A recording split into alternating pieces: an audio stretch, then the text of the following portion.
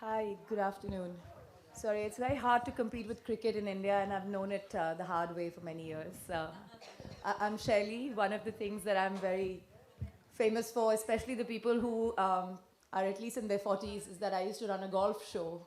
And people were like, okay, what is golf in a country that has an obsession with cricket? And this was back in the early 2000s, so this hits home and pretty close. But great, I'm so glad to be here, and it's always nice to come in grace occasions that Anurag has thought of. There's always a lot more that happens in Mumbai, and those are the events that I have spent more time in. So it's good to see something shift its center to Delhi, and given how rich, busy, exciting, and credible our media is here, and I don't say that with any form of sarcasm at all.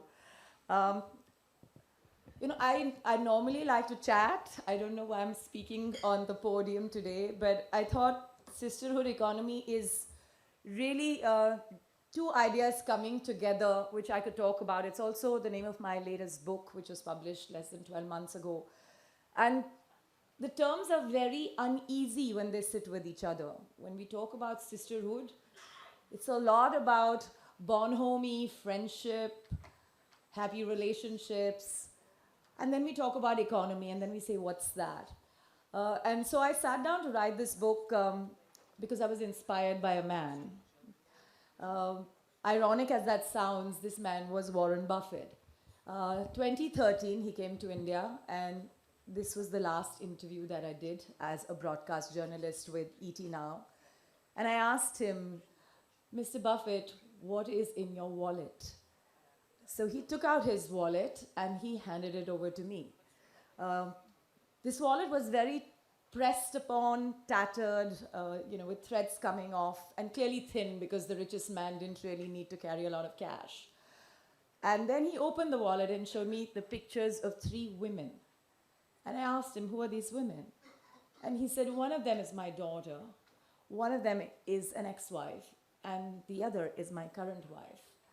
And he said, these three women have been the source of all energy and power in my life.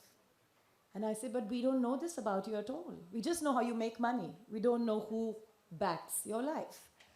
And that moment, literally, and this was in Bangalore, and this was a 7 a.m. interview. We had sort of been sitting there since 4 a.m. I had made up my mind. I went back to my editor at ET Now and said, I'm quitting. And he said, why? This is really the interview you wanted, and you had it. I said, he just made me realize that of the 587 CEOs I've interviewed in the course of my career across channels, there is a reason why only 18 were women. And there's a reason why 8 out of those women were really women who were associated with the chair that they occupied, not necessarily because women had made something of their lives, right? I don't know if it's fixed a lot, but even now, I do see a bunch of people in top positions. When they're women, they're called chairmen, and it doesn't change. And they're quite comfortable with it because they also realize that still exudes more power than chairwoman. This continues, particularly in the public sector. Anyway, so I went back. I did quit. This was the third time I'd have ever quit a media space. And the thing about me about quitting is that I always quit at the top of my careers because I feel that I'm energized to take on whatever's my next challenge. I'm not feeling sad about leaving the place I am, which I never do because I always feel like, I've given it my best. And at that point, it felt like, who's left to interview? And for a minute, it just seemed like maybe we need to change the way we interview people. And that led to the birth of what is now called She the People.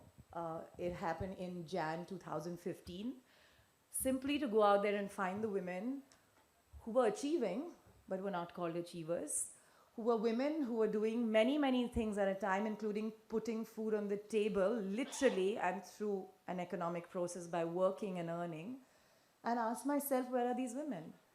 So back then, we started She the People with one person in the community. Today, we're a community of 6 million women across Asia. And despite all the buzz that we see about how much more there is, in the world of videos, influencers, podcasters, it's quite interesting to see that a women's focused channel that doesn't talk about their vanity and fashion needs, which I have nothing against, is doing nearly 500 million video views a month. And I really think that the applause in this room is for the women who we talk about. It's, literally this channel is not run on my face. 85% of the following of this channel doesn't know that I am the founder. And that was the very aim with which it was set up, to see how do we just tell stories of regular women every single day and still be able to talk about their histories, their journeys ahead, their presence, even in 2025 as we finish 10. We are still talking about the need for us to recognize that every woman is a working woman, only a few are paid for it. And sometimes it just seems ridiculous that we're still talking about it. So when Sisterhood economy came together, the two terms were powered by the idea, let's change the notion that women don't support each other. Let's also find economic value around the fact that when one woman inspires or helps another, how it actually leads to higher economic value. And that to me was a really powerful idea in a world that had been fed on the notion that women are other women's biggest enemies. And that sort of really triggered both me and the rest of the team at She the People. And we constantly said that that's what we're going to change. So when we started Sisterhood Economy as the manuscript, this is where we began. We started talking about their rights at home, their rights to pleasure, their rights to good health, their ability to work at home and not necessarily at an MNC, their ability to start something really small, whether it's for-profit, non-profit, and so on, and still be able to make that change. And they would always ask me, oh, but you know what? If women don't get valuation for their companies, how exactly do you think that they're creating enterprise value? And I think that was really hitting the nail on the coffin. The big challenge with our world is we want to value things only after they hit the capital markets, only after they raise $10 million, only after they manage to showcase that a very big celebrity is invested in your company, and so on and so forth. But I'll tell you two very quick stories of completely non-celebrity style women who have broken so many barriers. And now I'm very delighted to see them on many, many global forums. One of them is a girl who runs, not even a girl actually, she's a mom of two now, in Lucknow, who runs a jute bags factory. When I met her for the first time, it was 2014, I hadn't set up She the People at that point, and she said to me that, I do this stuff, and whenever you hear about people looking for bags, jute bags, please let them know. And this was still the world that was obsessed with plastic, not quite moving into jute bags, etc. But slowly, we started talking about it among women, and I discovered somebody from FICCI who heard me out, and she said, okay, you know what, I'll pass her number around. Then something happened, then She the People came around, we had our first event, I said, we'll reach out to her to do all the bags, etc. Slowly and slowly, we projected her, we put her on stage to talk about it, and then I remember HT doing a big story with her at one of their summits in Lucknow, and then somebody else took her story. Today, she's employing 90 women. 90. She went from 2 women to 90 women, and she has a full-blown factory outside of Lucknow. And it's just fascinating to see that story. Her name is Anjali. If you ever Google Anjali Jute Bags Lucknow, you'll find her. And if you have business for her, please give her that business if you can, manage to hand it over to her. The other story is of a young woman who I could barely communicate with because she spoke Marathi, and my Marathi was pretty tardy at that point.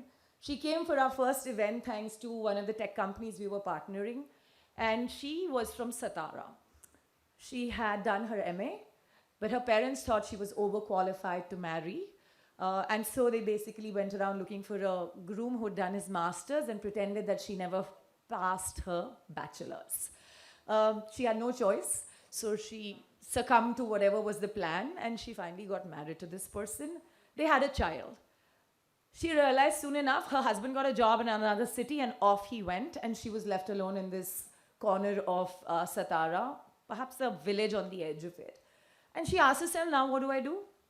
So somebody helped her in the family to buy what was the earliest, I don't know what's the next stage of the feature phone, the early smartphone, but hardly smart. And she started getting onto the internet to figure out what would kids in the village want to know. So she became Project Didi. Every child had a school. school basically asked the girls and the boys to go out there and do projects, and she would help them do the projects. Then she realized, okay, if I can help these kids do projects, why can't I help do something else? So she figured from the villagers that one of the biggest things there is beekeeping, which is not happening, and it's leading to a depletion in the agriculture produce. Does the first bell mean a minute left? I'm just checking. I'm very conscious of time, like any journalist should be, right? Okay, no worries. I'll just keep this story short. So anyway, so she basically said that if I can teach these kids after learning something from the internet, I can help these villagers too. So she understood how to do beekeeping, and she wanted to solve for the problem of not enough bees in the village, helping cross-pollination for the plants to continue to grow. So once she set this up, then she realized, okay, this pollination is happening. What more can I do? So then she started extracting the honey, and like many villagers, stood by the street and sold it to whoever wanted to buy it. It was totally unbranded in big cans, etc. People started taking it. By this time, apparently, WhatsApp had emerged as something that people were beginning to use. And so she started using WhatsApp and sending this around, not just to her village, but to 4 others. By the time I met her, this story was at this point, that she had managed to sell via WhatsApp. 3 years later, I bump into her in sort of a gathering like this. And she has titled her brand Forest Honey. It sells on Amazon. She is traveling across the world talking about how she did this transformation. She just used the power of digital to brand, to build, to learn, and go out there and start selling something that had not even occurred to her when she decided that she would, use the internet for something. And the reason this story is so dear to me is because her business still runs. And she scales. Now she's added seeds and she's added other things, and she continues to bring money to the table far more than the guy who was perhaps underqualified, and she had to kind of show that she wasn't an MA but a BA and got married. And she changed her life through using digital. And today her village respects her family respects her husband respects her, and they can finally say that she's a master's. Yesterday, I can't remember who was I sitting with. Okay, there was a person who I was listening to who was clearly a celebrity, and it's just slipping my mind. You know what she said to me? She said, the way money has changed for me is that it's given me a voice in my home. And I realized that we talk about women listing their companies and, sort of coming up with these big companies that are hugely valued, and then we say she's delivering economic value. And I'm like, look at this girl, Rohini. She has delivered economic value, however small or large for us. But she's got herself a voice. And I think that's the sign of what a sisterhood economy brings together. The final point I just want to make is that the reason I think we managed to get around here was to recognize that our media needs to change its approach on what it says about women, the stories it spotlights, and most importantly, how it repeatedly showcases, and has in the past, and I can see a little bit of change, which is always good. We only talk about women when things are incidents. We don't talk about women when they're changing the world small steps at a time. Because we always expect that if you have to be in the media, you have to launch rocket ships. You don't need to do that. Because you can change your world just at home and still be worthy enough of a very, very important story that's likely to inspire yet another woman far more than somebody who will say, I don't know if I can really launch a rocket ship. Thank you very much.